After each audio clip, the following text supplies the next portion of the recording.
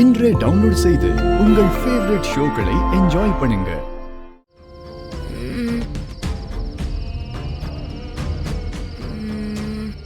என் கூட வா. எங்க? வா சொல்றல. சரி இரு. வாடா. இரு, செருப்பு போட்டு வர்றேன். தூக்கத்துக்கு எல்லாத்துக்கும் லேட். இதுல குறை வர சொல்ல வேண்டியது. சீக்கிரம் வா. வராங்கப்பா.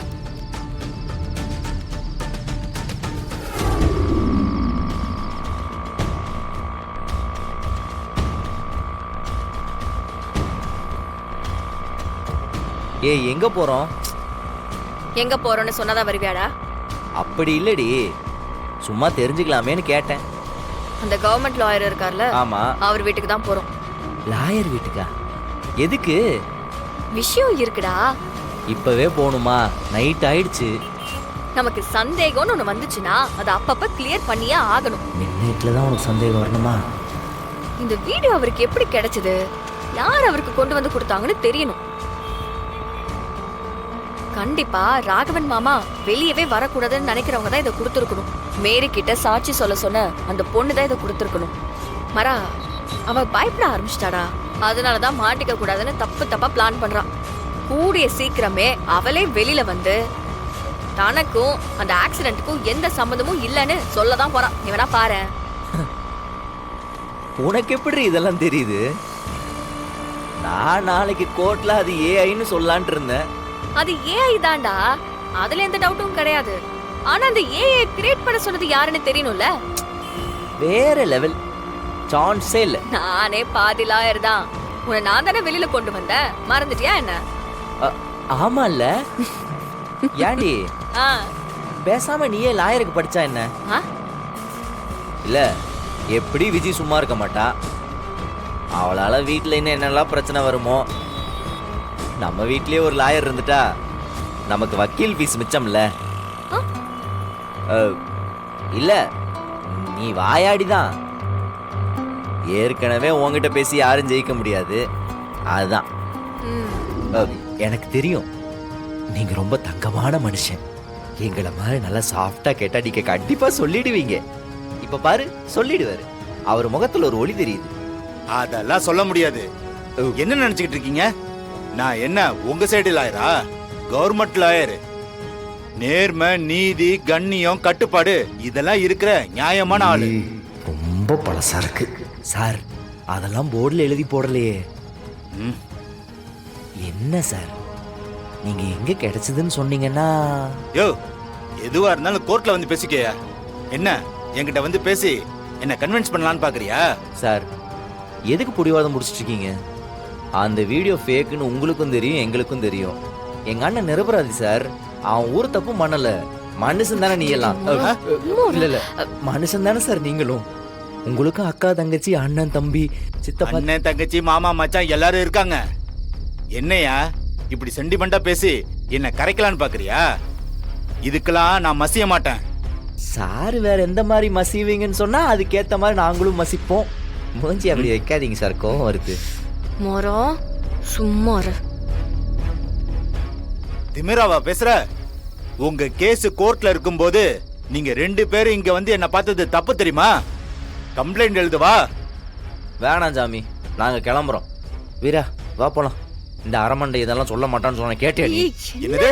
நான் அரமண்டேனா? சார், உங்களை பத்தி கழுவி ஊத்துறது நீங்களே ஒட்டு கேட்காதீங்க. வா போலாம். வக்கீலுக்கு வக்கீல் ஆளு மண்டையும். முதல்ல அவன் பையனை கூடையில மூடி கல்ல வைக்க சொல்லு. இவனுக்கு இருக்கிற திமிருக்கு காலத்துக்கும் அவங்க அண்ணன் ராகவன் ஜெயில தான் இருக்கணும். நில்லுடா மரம். என்ன என்ன நொன்ன மாறா? அந்த டபரா தலை இப்படி சொதப்புறான் தெரியுதுடா. அவன் அந்த பக்கம் நின்னு பேசிக்கிட்டு இருக்கான். உங்க அண்ணனை ஜெயிலே உட்கார வைக்கணும்னு நினைச்சுக்கிட்டு இருக்கான். அவன் எப்படா நமக்கு பதில் சொல்லுவான்? தெரியுது இல்ல? அப்புறம் எதுக்கு இங்க கூட்டு வந்த? சரி, ஒரு ட்ரை பண்ணி பார்க்கலாமேன்னு தோணுச்சு. சரி, இப்ப என்ன செய்யறது? இரு, எல்லாத்துக்கும் ஒரு வழி இருக்கும்டா.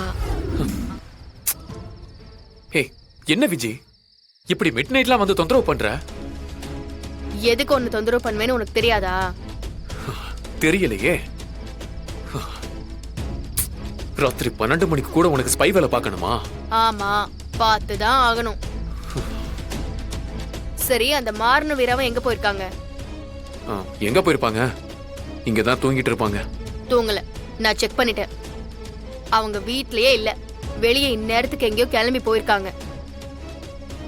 அர்த்தராத்திரியில அர்ஜென்ட்டா 2 பேரும் வெளியே போறாங்கன்னா அப்போ கண்டிப்பா ஒரு பெரிய சதி திட்டம் நடக்குதுன்னு தான் அர்த்தம். அது உனக்கு தெரியாம நடக்காதே. சரி, உண்மையை சொல்லு மச்சான். விஜய், சத்தியமா எனக்கு தெரியாது. நீ மட்டும் இப்ப சொல்லலன்னு வையேன், நான் என்ன செய்வேன்னு உனக்கே தெரியும்ல. நீ என்ன செஞ்சாலும் எனக்கு தெரியாதத தெரியாதுன்னு தான் சொல்ல முடியும். ஏன்டி தூங்குற நேரத்துல இப்படி வந்து டார்ச்சர் பண்ற? சத்தியமா எனக்கு எதுவும் தெரியாதுடி. தெரியாதா?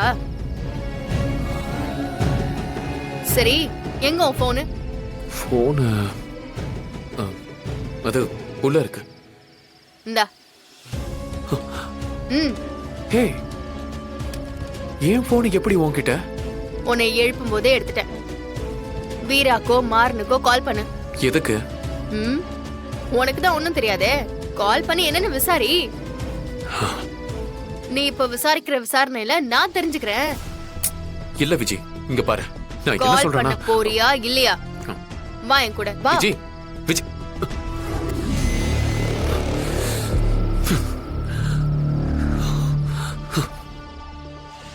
மச்சான், சும்மா சொல்லக்கூடாது மச்சான். அண்ணன் தம்பினா இப்படி இருக்கணும், நல்ல பங்காளிங்க தான். அப்புறம் இந்த கேஸ் சம்பந்தப்பட்ட பொண்ணு யாரு என்னன்னு எப்ப தெரிஞ்சாலும் உடனே என்கிட்ட வந்து சொல்லணும். என்ன மச்சான்? என் அண்ணனுக்கு எதிரா நானே வேலை செய்யணுமா? இல்ல, எனக்கு புரியல. என்னை பத்தி என்ன நினைச்சிட்டு இருக்க நீ? ஓ, பெரிய விசுவாசியா நீ? பாசம் பொங்குதோ? நான் சொல்ற வேலைய செய்யலன்னா அப்புறம் உங்க அண்ணன் கூட நீயும் போய் குடும்பத்தோட களி அதத்தான் திங்கணும். ஓ சாரி மச்சான், இப்ப ஜெயில சாப்பாடெல்லாம் மாத்திட்டாங்கன்னு கேள்விப்பட்டேன். களி கிடையாதான், ஜெயில் சாப்பாடு. அப்படி வச்சுக்கோன்னு. என்ன மச்சான், இங்க பாரு, இந்த முறப்பு வெறுப்பு இதெல்லாம் என்கிட்ட காட்டாத. ஒழுங்கா நான் சொல்றத செய்யு. தேவையில்லாம என்ன கொலைகாரி ஆக்கிடாத மச்சான். மச்சான், எனக்கு கிரைம் பண்ணி பண்ணி போர் அடிச்சு போச்சு. புரியுதா?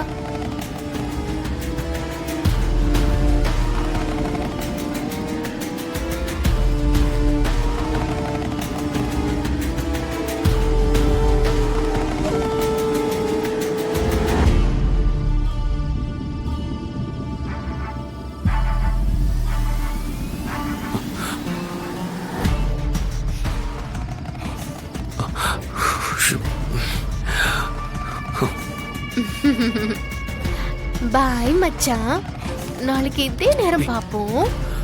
இனிமே டெய்லி நம்ம நைட்ல மீட் பண்ணுவோம். அதுவும் மிட் நைட்ல நம்ம மீட்டிங் வச்சுக்கலாம். கியூட் மச்சான். போயிட்டு வரேன்.